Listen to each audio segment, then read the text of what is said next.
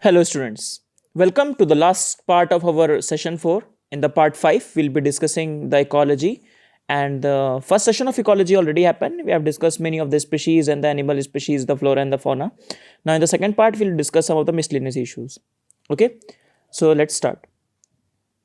So as we always do in the 4 session, economy, polity and ecology, we have done 2 of the sessions of economy, right? Part 1 and part 2, 1 session of polity, legislations we have seen, and in the ecology we have done already first part. Now we're starting second part. Please do maintain the chronology that we are doing, right? Chronology समझिए आप, ठीक है? Okay, so on the fun note, let's start our discussion. So first is community reserves. So what are community reserves? So community reserves are basically, I'll give you the concept. For example, there is one national park here and one national park here, right? So the corridor connecting those two can be declared as a community reserve. It can be a private land, it can be a government land, right? So this land is considered as the community reserve, right? So it is a category of the protected area which was introduced into the Wildlife Protection Amendment Act of 2002.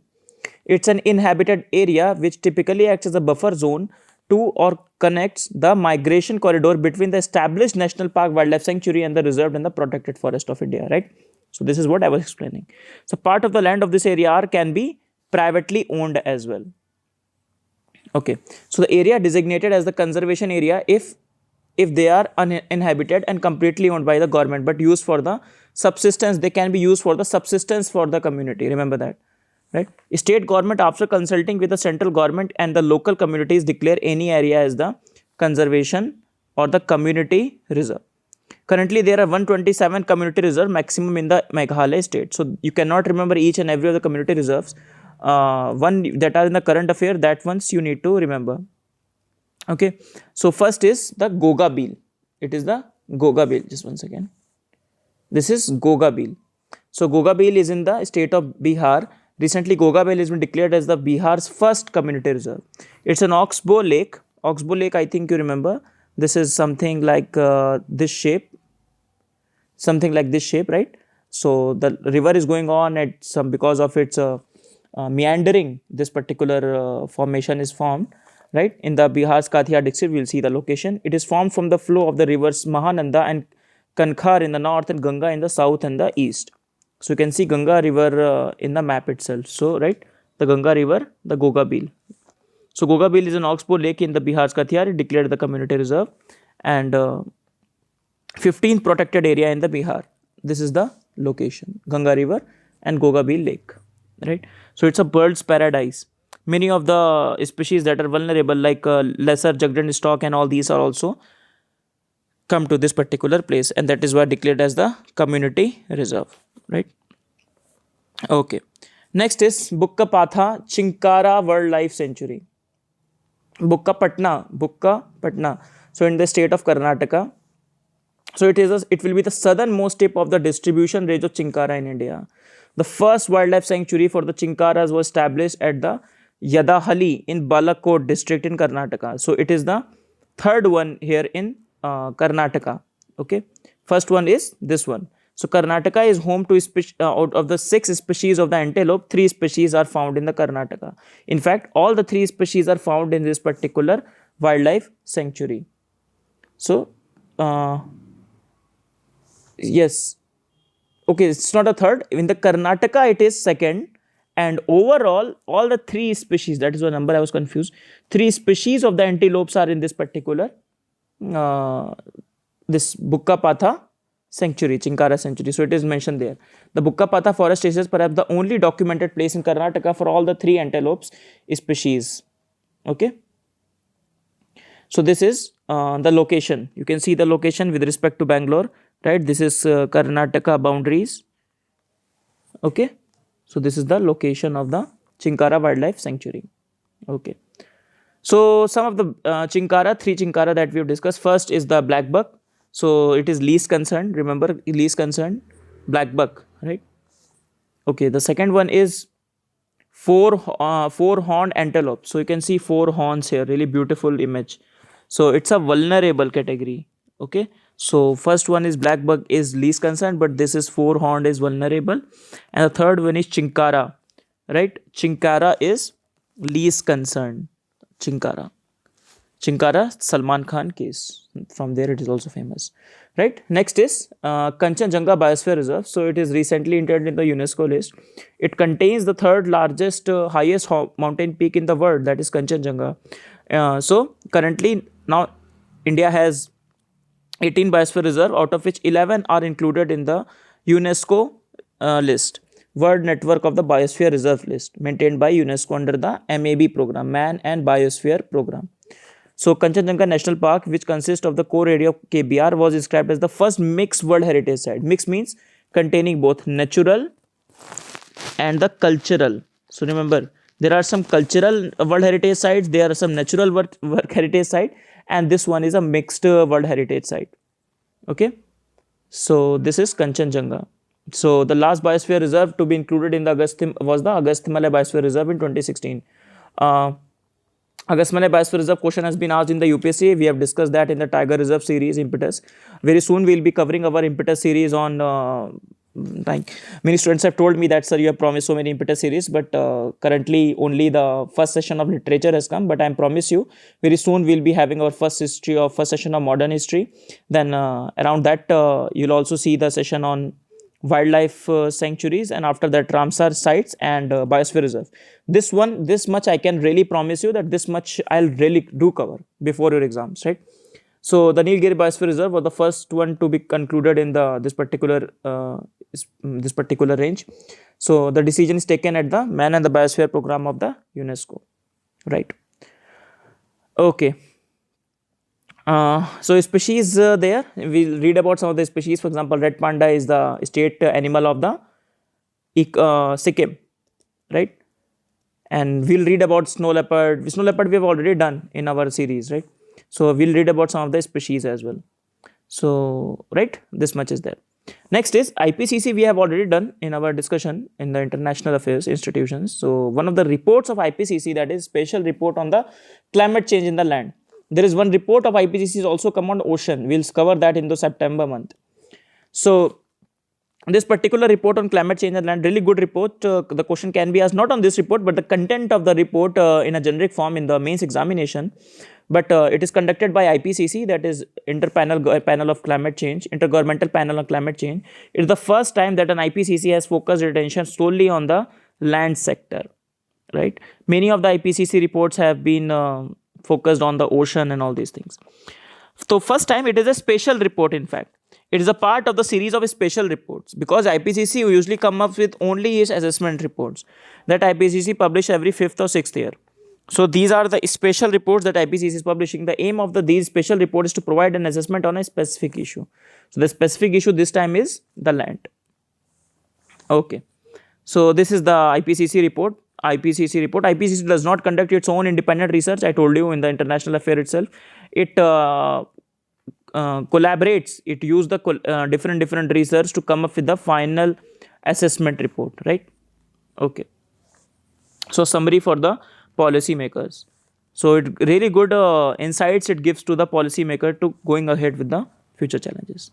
Next is the Bonn challenge. We have already done the passing reference to the Bonn challenge, so covering it in our formal settings. So a global effort to bring 150 million hectares of the world deforested and degraded land into restoration by 2020, and 350 million hectares by 2030. So by 2020, how much we have to take care? That is 150 million, then moving ahead with the 350 million. You also need to see Indian commitments as well. So when it was decided, it the COP21 at the Paris. India has joined the voluntary Bonn challenge and pledged to bring into restoration 13 million hectares of degraded and deforested land by 2020 and additional 8 million hectares by 2030. One of the highest pledges in the Asia, right? So this is the Bonn challenge. Bonn is a city in the Germany. Okay. So scheme in India, schemes such as Pradhan Mantri Fasal Bima Yojana, Soil Health Card Scheme, Soil Health Management Scheme, Pradhan Mantri Krishi Sinchai Yojana, and others are instrumental to India's efforts to the land degradation, avoiding land degradation, land desertification. Okay, so India's INDC determined contribution. So just to listing out India's contribution. So India has basically three major commitments to the things. First is reducing the greenhouse gas intensity of its GDP. So GHG intensity of the GDP by 30 to 35% below 2005 levels by 2030. So whatever was the level in 2005, we will reduce it by 33 to 35% by 2030. That is the first pledge. The second pledge is that we will pledging that 40% of our power capacity would be based upon the non-fossil fuel source. In fact, we have already achieved it in the government sources. So the second pledge is that 40% of our power capacity will be on the non-fossil sources. Remember that, non-fossil sources. Okay. So keep in mind the terms here. So if the UPSC will play you, because that's a really easy and very commonly known fact. So if the UPSC will play out, they can replace these words with the other words, right? Third is country would create an additional carbon sink of 3 to 2.5 to 3 billion tons of carbon dioxide equivalent through additional forest and the tree cover. So trees are known as the carbon sinks because they get all the they get carbon dioxide from the atmosphere. That is the third pledge. Okay. So with respect to China's pledge, so emission intensity of as compared to India, we don't have to remember it, obviously, just letting you know, the 60 to 65% of the 2005 by 2030, and non-fossil fuel will be the 20% of the primary energy consumption by 2030. So these are the Indian commitments. Next is Genetic Engineering Appraisal Committee. So GEAC, really important institute under the MOFCC. Remember? So it is under not the Ministry of Agriculture or Ministry of Health. Remember that. Under Ministry of Environment, Forest and Climate Change. So it regulates manufacturing, use, import and export of the storage of the hazardous microorganism or genetically engineered organism cells in a country. So it basically deals with the GMOs, genetically engineering, right? Responsible for giving the technical approval for the proposal related to the release of GMOs and product, including the experimental field trials. Okay, so the environmental ministry gives the final approval for the GMO. However, the initial ones come from the data. The GEAC does not conduct its, for example, does not, this gives it the recommendation and final decision taken by the ministry. However, GEAC does not conduct its own trials. Remember that. For example, just like APCC does not conduct its own independent research, the GEAC does not conduct its cold feed trial on their own, but solely dependent on the data provided to them by the technology developer. Okay. So what is GMO? I think that's a very common thing. So next is we will see about the things revolving around GMO issue in the science and technology, right? So this GEAC is really important. Once time UPSC is already had question on these lines. Next is tipping points. So tipping point, the question itself can ask tipping points as a concept. What are the tipping points? Okay. So tipping points are basically, just so you see, I'll just first explain you, then I will discuss. So basically there are some thresholds. For example, we are polluting the atmosphere, but if we do some things, then it will return back. Okay, we'll come back to the normal level. However, if they cross this threshold, there is a point of no return, then we cannot come back below this. So this threshold is known as the tipping point. So if you pollute the atmosphere beyond it, then you will not come back. Coming back is not possible. Then that is altered forever. Okay. So that is the tipping point. In the September month, in the location, we'll talk about Weddell Sea. We'll talk about Weddell Gyre. So some of the research have said that many of the things happening there that are contributing to the, that are a part of the, for example, Antarctic glaciers, that are part of the tipping points. We'll discuss that in September month locations. Okay, so stay tuned for that. So tipping point, the threshold beyond which the Earth system are no longer able to stabilize. They become higher with the more warming. Such tipping points include the melting of the Greenland ice, collapse of the Antarctic glacier, which would lead to several meters of the sea level rise, destruction of the Amazon forest, melting of all the permafrost and so on. So the tipping points are basically, one example I'll give you with respect to, let's say, ice. So ice has a high albedo, right? Ice. So ice is on the surface, for example. So there is a layer 1 of ice, layer 2 is of different thing, which is beneath the ice. So lice has a higher albedo. So all the sun rays that come, for example, 21% gets reflect back. So the absorption of the sun ray is less, right? However, the global warming is happening. Global warming is happening. So the ice is melting. So when the ice melts, the second layer is exposed. Now first layer is gone, the second layer is exposed. But the second layer's albedo is small, let's say 15%. Then it will attract more sun heat. The sun heat will be absorbed here. It will not go back as much as it was going. So the more melting will happen. Then we'll go to the layer 3, we'll go to the layer 4. And this is the tipping point. It gives the positive feedback. The ice will keep on melting, and it will cause harm to the place there, right? And it will keep on warming, and the situation we get point of no return. So the tipping points in the world, not an exhaustive list. For example, Arctic sea ice. You can see boreal forest, Amazon rainforest. You see fires on Amazon rainforest, permafrost melting, coral reefs. Right? Atlantic circulation. We'll discuss that. Right? So there are many tipping points around the world. Again, a list. You can see that. Okay. Next is a concept, zero budget natural farming. So it is also known as the do nothing natural farming. It involves the application of the nature's principle in the farming. It practices no tills, no chemical use in the farming, and the natural insect management method. So from itself, no budget and natural. So no budget means nothing to be added, and natural means natural means, right? Natural means of doing the things. No chemical has been used. So yield, some people say that yield has found to be higher. However, there are many disputes and doubts on it, especially when the government in its budget said that we will explore the zero budget natural farming. Then many of the evidences, many of the counter propositions have come that have said that zero budget natural farming is not based upon any credible scientific data, and it is not suitable to India's food security needs, right? Okay, so Andhra Pradesh had sound that we'll see some of the states that are embracing this zero budget natural farming, especially in the times when the soil health is becoming a really good issue, a really big issue. We have discussed about the degradation of soil, remember? Degradation, desertification, all these things.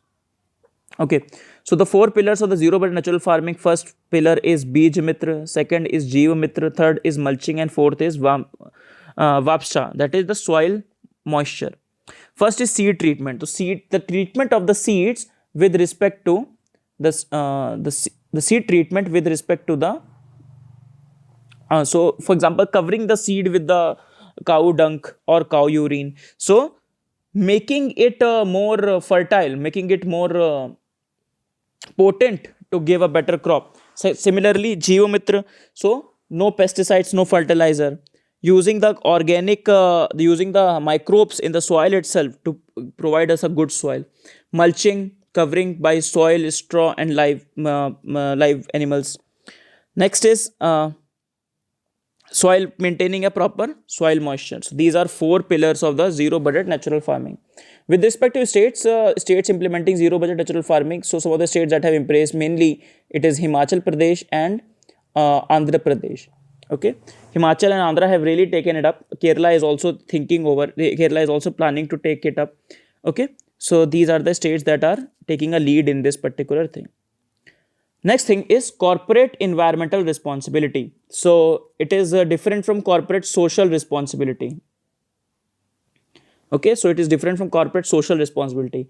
So in 2018, Environment Ministry has come up with a guideline that will require every corporate seeking a green clearance.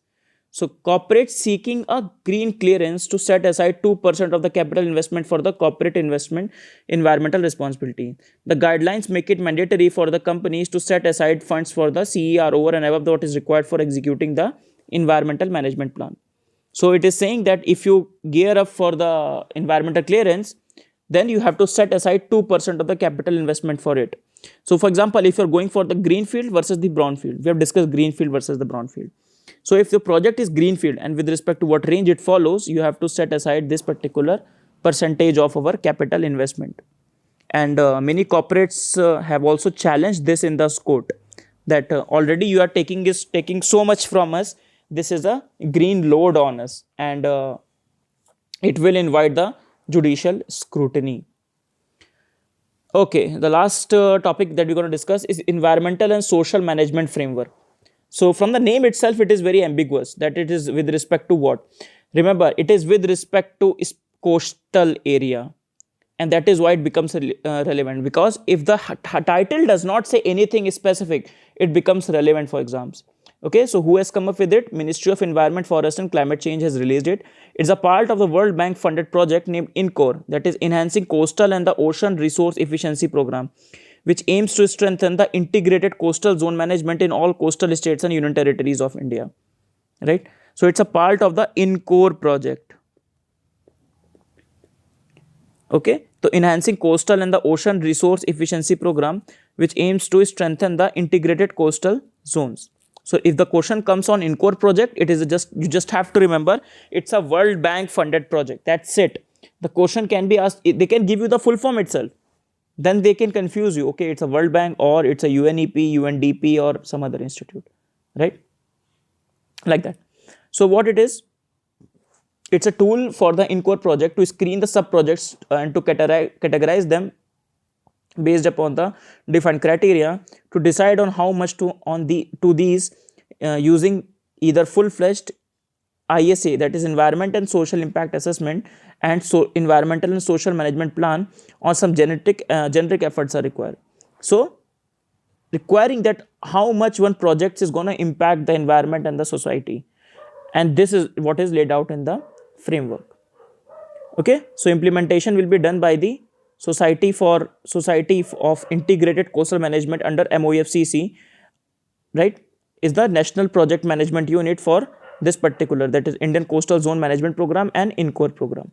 So this society that is responsible for this CCOM is responsible for this particular management of the framework. Okay, right. So just to finalize it, Environment Ministry has unveiled a draft plan that will dictate how the prospective infrastructure project situated along the coast ought to be assessed before they apply for the clearance. The draft environmental and social economic framework is a part of the World Bank funded project. The document lays down the guideline for the coastal state to adopt when they approve and regulate project in the coastal zones, right? Okay, so I think that's it for our discussion. So we are done with our session 4. So we have done economy, polity, and finally we ended up our ecology portion as well. So in the next session we'll be starting with science and technology and art and culture and the defense, and that's how our August month will end, right? Thank you everyone. Keep on studying, do well. Any doubt, let us know in the comment box. You have already phone numbers, everything is available to you. Okay, let me know if any problems you have, any improvement we can do. Right, very soon we'll be coming up, as I promised you, we'll be coming up our impetus series. We'll be restarting our impetus series, and we will try to include majority of the topics which are relevant for the UPSC this year, right? Thank you everyone. I'll see you in the next class.